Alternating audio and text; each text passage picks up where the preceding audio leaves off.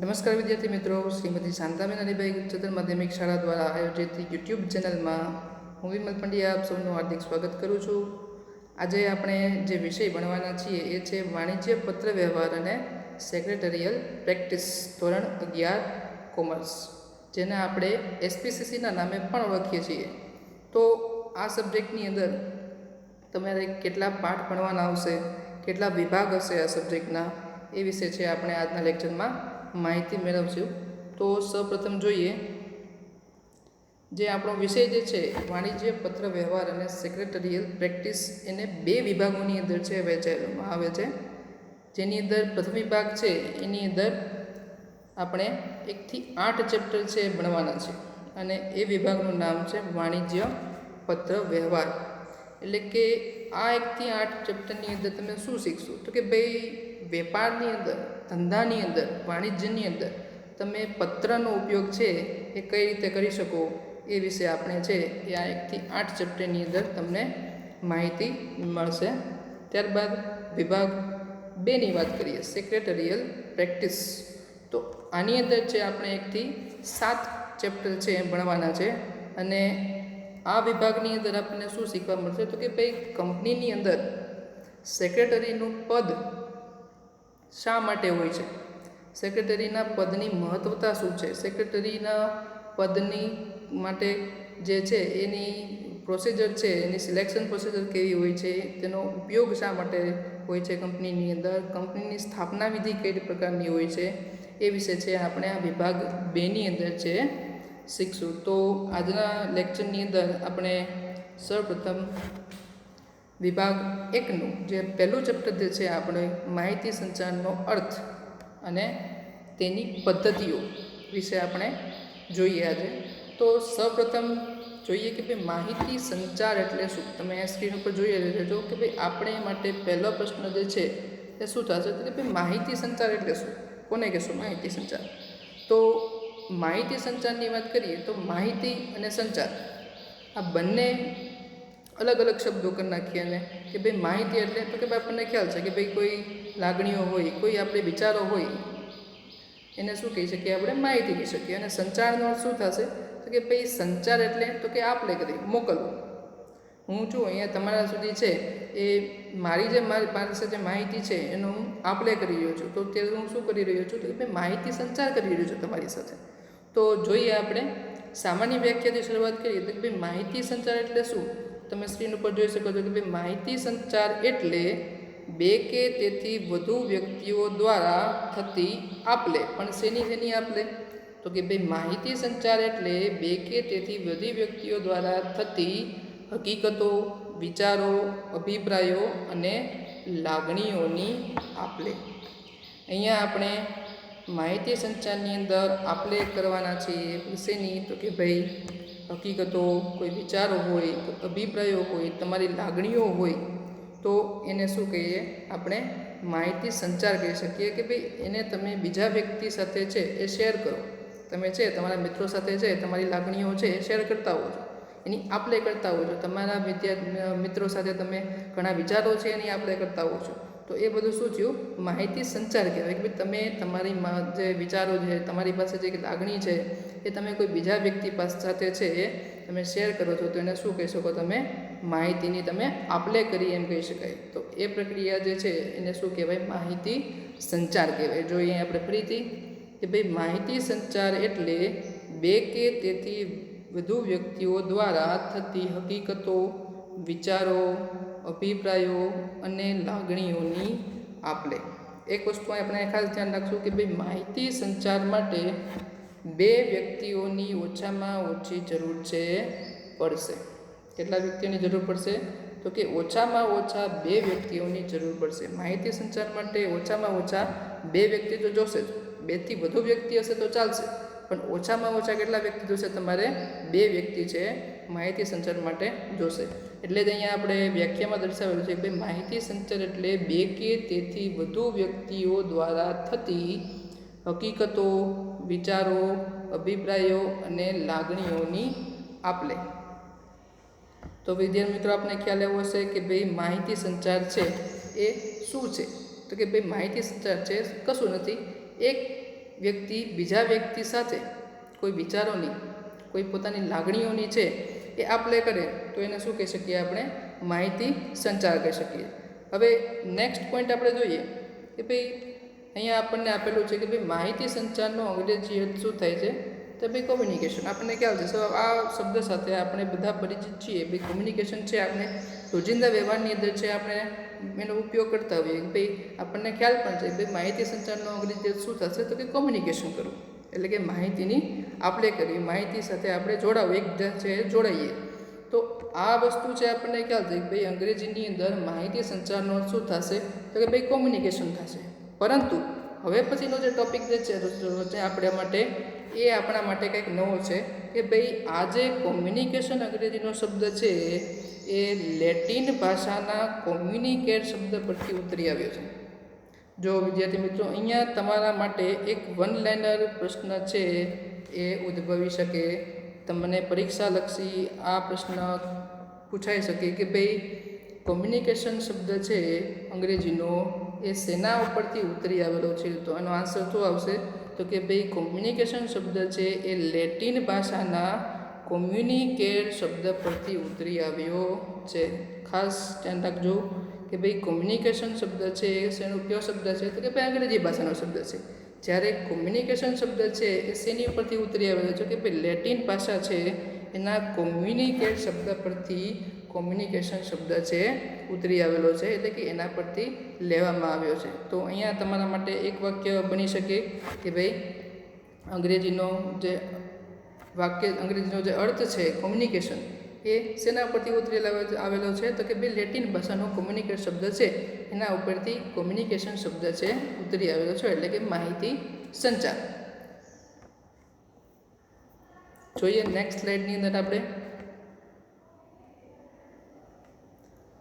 હવે આગળ આપણે જે વાત કરી કે ભાઈ માહિતી સંચાર એટલે શું અને એને તો કે ભાઈ અંગ્રેજીમાં શું કહેવાય? એ અંગ્રેજી શબ્દ કોમ્યુનિકેશન છે એ શેના ઉપરથી ઉતરી આવેલો છે એ આપણે જોયું. પણ હવે આપણે આપણા સબ્જેક્ટ તરફ જો જવાનો પ્રયાસ કરીએ તો આપણે જે આગળ જોઈ એ વ્યાખ્યા જે હતી એ શેની હતી? તો કે ભાઈ માહિતી સંચારની. પણ કેવી? તો કે ભાઈ રોજબરોજની ક્રિયામાં રોજિંદા જીવનની અંદર છે એ સામાન્ય વ્યાખ્યા મુજબ હતી કે ભાઈ માહિતી સંચાર એટલે શું? તો કે ભાઈ એકબીજા સાથે વિચારોની, કોઈ લાગણીઓની, કોઈ હકીકતોની આપલે. પરંતુ વાણિજ્યની અંદર, વેપારની અંદર, ધંધાની અંદર માહિતી સંચાર કોને કહેવાય? એટલે કે વાણિજ્ય માહિતી સંચાર એટલે શું? વાણિજ્ય માહિતી સંચાર કોને કહેવાય એ વ્યાખ્યા હવે આપણે જોઈશું. અગાઉ જે જગ્યાએ કેવી હતી? તો કે ભાઈ રોજિંદા જીવનની અંદર આપણે માહિતી સંચાર કરીએ છીએ તો એ ઉપરથી આપણને ખ્યાલ સમજવા માટે હતું કે ભાઈ માહિતી સંચાર એટલે શું. પણ હવે આપણા સબ્જેક્ટની અંદર વાત કરીએ કે ભાઈ વાણિજ્ય માહિતી સંચાર એટલે કે વેપારની અંદર છે માહિતી સંચાર કોને કહેવાય, કઈ રીતે કરવામાં આવે, તો એ હવે છે આપણે આગળ શીખશું. તો જો માહિતી સંચારની પ્રક્રિયાનો ઉપયોગ વાણિજ્યક હેતુ માટે કરવામાં આવે તો તેને વાણિજ્યક માહિતી સંચાર કહે છે. એટલે કે માહિતી સંચારની જે આપણે આગળ પ્રક્રિયાની વાત કરી, માહિતી સંચાર કઈ રીતે આપણે કરીએ છીએ? તો કે ભાઈ એકબીજા સાથે છે વિચારનો આદાન પ્રદાન કરીને માહિતી સંચાર કરીએ છીએ. તો આ જે માહિતી સંચારની પ્રક્રિયા જે છે એનો ઉપયોગ વાણિજ્ય હેતુ માટે એટલે કે વેપાર માટે, ધંધા માટે કરવામાં આવે તો એ માહિતી સંચાર છે એને શું કહી શકીએ આપણે? વાણિજ્ય માહિતી સંચાર. એનો ઉપયોગ છે માહિતી સંચારનો ઉપયોગ તમે વાણિજ્ય હેતુ માટે કરો, વેપાર માટે કરો, ધંધા માટે કરો તો એને શું કહેવાય? વાણિજ્યક માહિતી સંચાર. તો તમને એમ થશે કે ભાઈ સાહેબ માહિતી સંચારની પ્રક્રિયા કઈ રીતે હોય, કેવી રીતે કરવાની હોય વાણિજ્યની અંદર માહિતી સંચારની પ્રક્રિયા?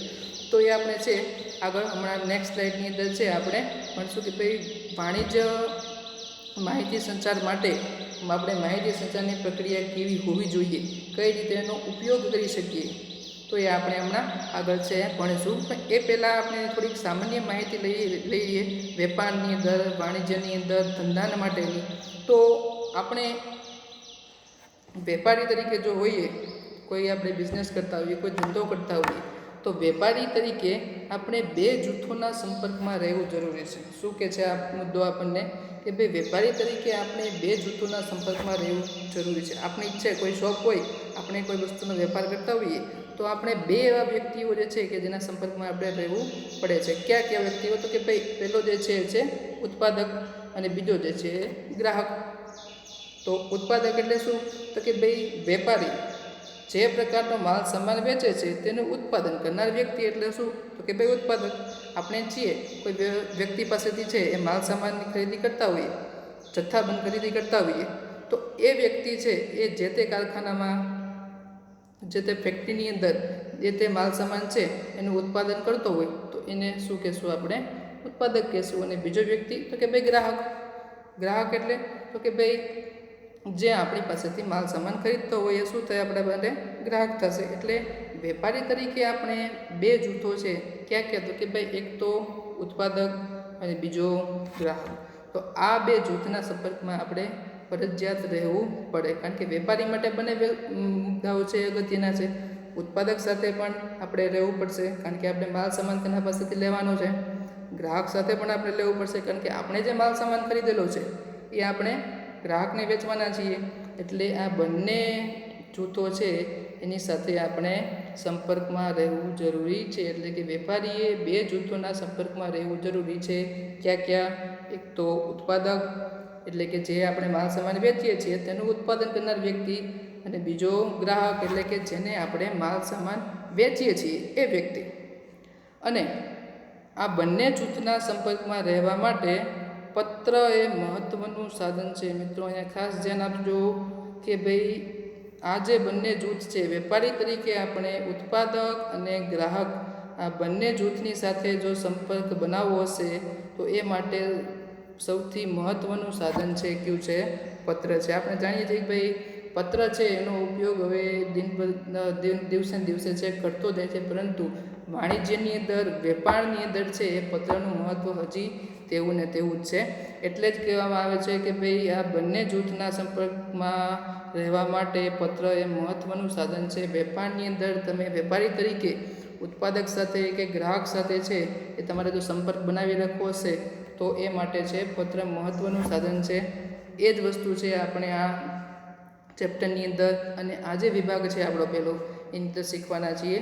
અને આ જે પત્ર જે છે એને દૂત સમાન માનવામાં આવે છે. દૂત એટલે આપણે આગળ જોતા હોઈએ છીએ કે ભાઈ આપણે હમણાં જ વાત કરીએ લોકડાઉનની, તો લોકડાઉનની અંદર આપણે સરકાર દ્વારા છે એ જૂની સિરિયલો મહાભારત છે, રામાયણ છે એ મૂકેલી છે, આપણે જોઈ પણ છે. તો એની અંદર આપણે ખ્યાલ છે કે ભાઈ જૂના જમાનાની અંદર રાજા મહારાજાઓના જમાનાની વખત છે એ એક દૂત મોકલવામાં આવતો. ભાઈ એક રાજ્યમાંથી છે કોઈ બીજા રાજ્ય છે એને માહિતી મોકલવી હોય તો કોના દ્વારા મોકલતો? એ દૂત દ્વારા મોકલતો. એટલે કે કોઈ એવો વ્યક્તિ કે જે પોતાના રાજ્યની અથવા પોતાના જે રાજાએ જે છે જે સંદેશો આપેલો છે એ બીજા વ્યક્તિને ત્યાં જઈને ત્યાં સંભળાવે છે, જેને શું કહેવાય? દૂત કહી શકીએ. જેમ કે આપણે વાત કરીએ કે ભાઈ અમુક જૂના જમાનાની અંદર એટલે કે રાજા મહારાજાના સમયમાં છે એક દૂત તરીકે કબૂતરને પણ ઉપયોગમાં લેવામાં આવતો. આપણને ખ્યાલ છે ભાઈ કબૂતર દ્વારા છે સંદેશાની આપલે થતી. એટલે આ બંને જૂથોના સંપર્કમાં રહેવા માટે હાલના સમયમાં પણ છે પત્ર ખૂબ મહત્ત્વનું સાધન છે. અને પત્રને છે દૂત સમાન માનવામાં આવે છે કે ભાઈ પત્ર દ્વારા છે તમે સંદેશો એક જગ્યાએથી બીજી જગ્યાએ છે મોકલી શકો છો. તો એક વખત સ્લાઇડ ઉપર નજર નાખી લ્યો કે ભાઈ વાણિજ્યક માહિતી સંચાર એટલે શું, કોને કહેશું? તો કે ભાઈ માહિતી સંચારની પ્રક્રિયાનો ઉપયોગ વાણિજ્યક હેતુ માટે કરવામાં આવે તો તેને શું કહેવાય? વાણિજ્યિક માહિતી સંચાર. ત્યારબાદ તો કે ભાઈ વેપારીએ બે જૂથોના સંપર્કમાં રહેવું જરૂરી છે. ક્યાં ક્યાં? તો કે ભાઈ એક તો ઉત્પાદક અને બીજો ગ્રાહક. ઉત્પાદક કોને કહેશું? તો કે ભાઈ આપણે જે માલ સામાન વેચીએ છીએ તેનું ઉત્પાદન કરનાર વ્યક્તિ એટલે કોણ? તો કે ઉત્પાદક. અને ગ્રાહક તો કે ભાઈ જેની પાસેથી જે આપણે જે માલ સામાન છે આપણી પાસેથી જે વ્યક્તિ ખરીદે છે એને શું કહેશું? ગ્રાહક કહેશું. ત્યારબાદ તો કે ભાઈ આ વેપારી જે છે, આપણે બંને જૂથની વાત કરીએ ઉત્પાદક અને ગ્રાહક, તો એ બંને જૂથના સંપર્કમાં રહેવા માટે સૌથી મહત્ત્વનું સાધન આપણી પાસે કયું છે વેપારની અંદર? તો કે પત્ર છે. અને પત્ર છે એને દૂત તરીકે પણ માનવામાં આવે છે. દૂત સમાન જે પત્ર છે કે જે બંને જૂથો સાથે છે આપણને સંપર્ક કરવા માટે મદદરૂપ થાય છે. ત્યારબાદ જોઈએ આપણે નેક્સ્ટ સ્લાઇડની અંદર. આમ પત્રો દ્વારા ધંધા વ્યાપારની ખરીદી વેચાણ જેવી પ્રવૃત્તિઓ હાથ ધરવામાં આવે તો તેને વાણિજ્યક માહિતી સંચાર કહેવામાં આવે છે. જો અહીંયા આપણને વાણિજ્યક માહિતી સંચારની એક બીજી વ્યાખ્યા પણ જોવા મળી.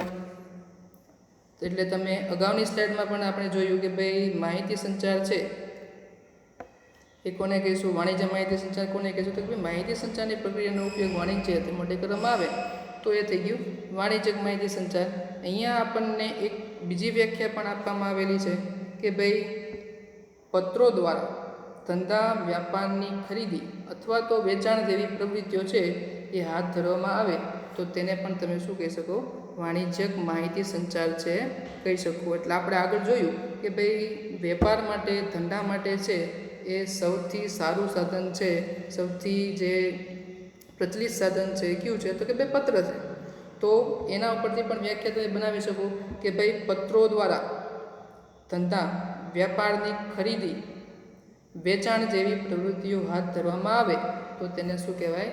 વાણિજ્યક માહિતી સંચાર. એટલે કે આપણે વેપારી તરીકે છે એ કોઈ ખરીદી કરતા હોઈએ અથવા તો કોઈ વસ્તુ વેચતા હોઈએ તો એ જે પ્રોસેસ છે એ પત્ર દ્વારા કરવામાં આવે તો એને શું કહેવાય?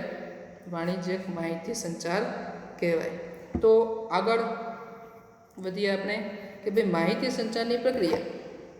આપણે આગળ મેં વાત કરી હતી કે ભાઈ માહિતી સંચારની પ્રક્રિયા જે છે એ કઈ રીતે થશે તો એ આપણે હવેના ટોપિકની અંદર જોઈએ કે ભાઈ માહિતી સંચારની પ્રક્રિયા છે એ કેવી રીતે થાય છે, તેના ઘટકો કયા કયા છે. કારણ કે આપણે વ્યાખ્યામાં આગળ જોઈએ કે ભાઈ માહિતી સંચારની પ્રક્રિયા જે છે એ વેપારી માટે ઉપયોગી છે, ધંધાની અંદર મહત્ત્વની છે. જો આપણે અહીંયા કે ભાઈ માહિતી સંચારની પ્રક્રિયાનો ઉપયોગ વાણિજ્યક હેતુ માટે કરવામાં આવે છે. તો માહિતી સંચારની પ્રક્રિયા કેવી રીતે છે, કઈ રીતે વેપારની અંદર છે એ માહિતી સંચારની પ્રક્રિયાનો ઉપયોગ થાય છે એ વિશે આપણે માહિતી લઈએ. તો સૌપ્રથમ વાત કરીએ કે ભાઈ માહિતી સંચારની પ્રક્રિયા કેવી રીતે થાય છે અને તેના કયા કયા ઘટકો છે. માહિતી સંચારની પ્રક્રિયા માટે અલગ અલગ ઘટકો છે. કેટલા ઘટકો છે? જ્યાં તમને ઘટકોની યાદી આપેલી છે કે ભાઈ 1 થી 7 ઘટકો છે માહિતી સંચારની પ્રક્રિયાની અંદર આવે છે. ક્યાં ક્યાં? તો કે ભાઈ પહેલું છે બોલનાર, બીજું છે રજૂઆત, ત્રીજું છે સંદેશો, ચોથું છે માધ્યમ, પાંચમું છે સંદેશાની પ્રાપ્તિ અને સમજ, છઠ્ઠું છે સાંભળનાર અને સાતમું જે છે એ છે પ્રતિભાવ. તો આ 7 ઘટકો જે છે તમે અહીંયા આકૃતિમાં પણ જોઈ શકશો. જો આ જે છે એ 7 ઘટકો છે એ માહિતી સંચારની પ્રક્રિયાના ઘટકો છે. એટલે કે માહિતી સંચારની પ્રક્રિયા માટે આ 7 ઘટકો તમે જે સ્ક્રીન ઉપર જોઈ રહ્યા છો એ 7 ઘટકો છે એ મહત્ત્વના છે, 7 ઘટકો છે જરૂરી છે. અહીંયા એક વસ્તુ આપણે ખાસ ધ્યાન રાખશું કે ભાઈ આ જે 1 થી 7 ઘટકો તમને સ્ક્રીન ઉપર દર્શાવેલા છે એ 7 ઘટકો છે એ હંમેશા ક્રમમાં હોવા જોઈએ. જો પહેલો, બીજો, ત્રીજો, ચોથો, પાંચમો, છઠ્ઠો અને સાતમો આમાંથી કોઈ પણ ઘટક છે એ આડાવાળો થવો જોઈએ નહીં. માહિતી સંચારની પ્રક્રિયા આ જ સર્કલની અંદર ચાલવી જોઈએ. એટલે કે સૌપ્રથમ છે બોલનાર આવશે, ત્યારબાદ તો કે ભાઈ બીજો ઘટક તો કે ભાઈ રજૂઆત અને વિચારની ગોઠવણ આવશે, ત્યારબાદ ત્રીજો સંદેશો, ચોથું માધ્યમ, પાંચમું સંદેશાની પ્રાપ્તિ અને સમજ, છઠ્ઠું સાંભળનાર અને સાતમું પ્રતિભાવ. તો આજે તમે આકૃતિ જોઈ રહ્યા છો આ જે પ્રક્રિયા જે છે ક્યાંથી શરૂ થઈ રહી? તો કે ભાઈ બોલનારથી શરૂ થાય છે અને જો આગળ વધતી પ્રતિભાવ સુધી પહોંચે છે અને ત્યાંથી પાછી ફરી ક્યાં આવે છે? તો કે ભાઈ બોલનાર સુધી આવે છે. મતલબ એવો થયો કે ભાઈ આ જે માહિતી સંચારની પ્રક્રિયા છે એ બોલનારથી શરૂ થાય છે અને ફરતી ક્યાં આવે છે? તો કે ભાઈ બોલનાર સુધી જ પૂરી થાય છે. અહીંયા પ્રતિભાવ 7મા મુદ્દાથી છે એ પૂરી થતી નથી. મતલબ કે આખી પ્રક્રિયા જે છે એ સતત આ રીતે છે ફર્યા રાખે છે. જ્યારે બોલનારથી શરૂ થાય અને બોલનાર સુધી આવે ત્યારે જ માહિતી સંચારની પ્રક્રિયા જે છે એ પૂર્ણ થાય છે. તો હવે આ માહિતી સંચારની પ્રક્રિયા છે એ તમે કઈ રીતે વેપારની અંદર એનો ઉપયોગ કરી શકો છો? આ 7 ઘટકો છે એનો અર્થ શું છે, એનો ઉપયોગ શું છે માહિતી સંચારની પ્રક્રિયાની અંદર, એ હવે આપણે આગળના નેક્સ્ટ લેક્ચરમાં જોશું. તો એ પહેલાં